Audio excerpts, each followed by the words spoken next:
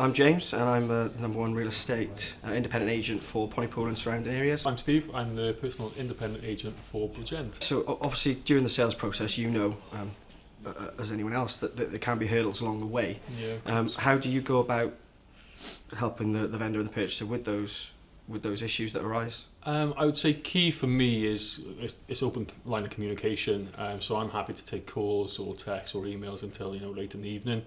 In previous roles, I was contactable until 4 or 5 o'clock in the morning. So Wow. with having clients come in to me at 10, 11 o'clock in the night, that's not a problem. Yeah. And obviously most other agents are all closed by then and having dinner. So for me, I always try to make sure that I've got a good database. So when I'm looking at lining up viewings, I always make sure they're fully qualified. I can relay that information on to the vendor.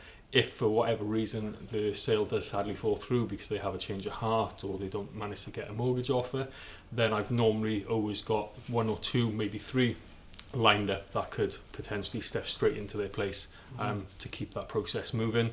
I have had some challenges over the last couple of months where there's been several buyers that seem to obviously change their minds after a couple of days, but because of the way that we market with a slightly different pricing strategy, that normally encourages more people through the door, and then we get the desired outcome in the end. How do you believe that role can help you transferring, obviously with transferable skills then, into being a personal agent?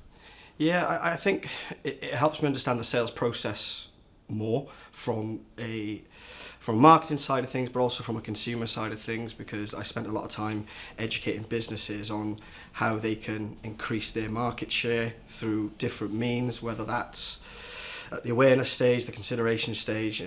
Without going into boring details, it's just about getting yourself in front of as many people as possible in the most efficient way.